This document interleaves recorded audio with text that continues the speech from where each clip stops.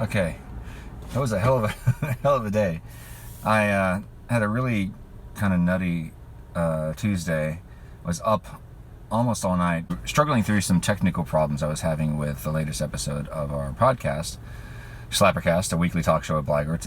Comes out every Tuesday, and I almost didn't make this one. Almost didn't make it because I was having so many issues, which I'm still not sure what was going on. The tracks were going out of sync, and I'd lost a lot of time on that, but eventually I did figure it out. Anyway, it's not what I came on here to talk about, but I'm always going to be talking about the band because it's what I do and I love it. But I wound up Tuesday. I got home around 10:30 p.m. and I still hadn't filled my exercise ring because I'd been busy doing many other things. Spent some time with my mom, picked her up from the airport. She just got back from Africa, and had a meeting with Patrick, lead singer of Blaggards, earlier in the afternoon. We went over some band stuff, talk shop, and I never really had time to exercise. I didn't go out walking because I had been up all night. I had to take a nap in the middle of the afternoon because I was just absolutely wrecked. So I got home and I'm like, man, I got to fill my ring, got to fill my exercise ring because timer's running out. Because if you own an Apple Watch, you know that at midnight all those rings tick over and that's it. You're done for that day. You can't go back and make it up. So I came home and pretty much came straight to the gym. And when I got here at 11, it was still surprisingly busy for 11 p.m. Most of the weight benches were full. So I went upstairs to the treadmills. So anyway, I did that. I filled my ring on the treadmill, and then I came back down to the weight room and did my chest workout. And so I've got a head start on today. I've filled about 20 minutes of my exercise ring for today. I've definitely crossed a threshold over these past 2 weeks. I mean, I've seemed to have gotten to a point where I suddenly feel and look like I remember feeling and looking when I was 43, which is a nice feeling to be 50 and to be able to pine for to be able to look back, to pine for when you're, oh man, to be 43 again instead of saying I wish I was 25 or 19, and I never really thought I was going to get here again. It just seemed like, man, my youth is over. I'm never going to be able to feel good about myself again. I really felt like that for the longest time because I just kind of given up hope that I would be able to figure this out. And it turns out to really not be that complicated. It's really just a matter of finding something that works and disciplining yourself to stick with it. And there's all kinds of different ways you can kind of trick yourself into disciplining yourself.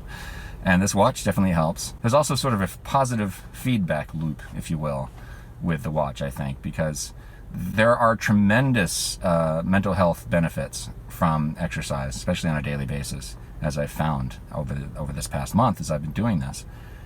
And then you get the reward. You start off, at least this is how it worked for me, I started off with that little simple reward of getting those rings filled on my watch. Like, yay, I filled the rings. And then I start feeling good because of the exercise, and that makes me want to do it again, and the rings make me want to keep going. And so it just keeps going around in a circle. So I'm still in the honeymoon period, the honeymoon phase. I'm still in the honeymoon phase with this watch, this new device, this new toy. I'm still a little fearful that the novelty is going to wear off and I'll just slip back into my old shitty habits again.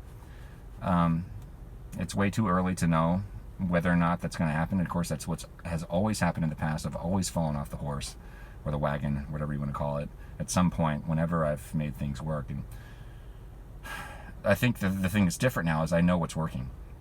The last time I got in this kind of shape was almost by accident, about 7 years ago, when I had a couple of health scares, and I thought I had cancer. There's way too much detail to go into right now, but suffice it to say that I was out there walking a lot, and I cut out alcohol, I cut out sugar, and really all I was trying to do was to counteract this condition that I had, which I'm not going to get into right now. I'm okay now. Just I wasn't dying and I didn't have cancer, but I didn't know that at the time I started doing this back in 2012, and I was really just trying to because I felt like my life was out of control. I felt like my health was out of control because I didn't know what was happening to me. It was really scary. So I kind of went on this little exercise program of my own, really just to kind of get my mood back up and to get my energy levels back up because they were terrible because of what I was going through at the time. Now, I didn't have anywhere near as much weight to lose back then as I do now. I think back then I dropped maybe 15 pounds.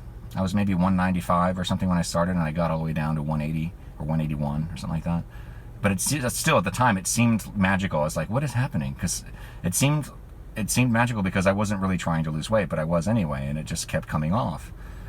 Even when I started drinking again, after 6 months, I decided I was okay. I realized I wasn't dying, so I started having a beer every now and then, and I still kept losing weight. But eventually, slowly, my habits, those intense exercise habits that I had for most of that year, slipped away, and the weight came back on. And I never really understood what it was I was doing right. Well, I didn't really understand how much all that daily cardiovascular exercise was helping me. I didn't even know. I had no idea how many calories I was burning from it. You know, I didn't know. And the dietary changes I made were more sweeping than they were specific and targeted, you know. And it really wasn't about self-control. It was just about severe restriction. I mean, cutting out, I'm never going to drink again, you know, something I told myself at the time, which was completely unrealistic. I'm never going to eat sugar again, also equally unrealistic. I'll have to say, though, I still, to this day, I don't really eat a whole lot of processed sugar. But I'm not going to say I'm never going to have it again. That's, I think, the kind of trick. That's part of the trick of this is not boxing yourself in to the point where you feel like you're trapped. Because eventually I'm going to start, that mindset I'm eventually going to break out of, because it's going to feel too restrictive. And that's not where I am right now. Right now I'm sort of still riding on this exhilaration of rediscovering my health, and taking control of my health again. Taking control of my weight is a tremendously high, wonderful feeling. And again, now I know what's working. Back then I did not. And that's why I didn't last. So, yeah, please do subscribe and give the video a like if you want to see more of these things. Because I want to keep this channel going. I want to grow it and turn it into something more. I want to reach more people. This is about accountability. It's a hard word to say for me right now. It's about accountability. Having an audience, as I know, as a performer, is a tremendously motivating factor. But I hope that this can help you as well. That is my sincere hope, that this does help you. And I have a really hard time saying that. I'm still embarrassed about even putting my face on camera. But yeah, I understand that this is how YouTube works. You've got to tell people, subscribe and like and share even. I really appreciate it. Thanks. I'll see you next time. Bye.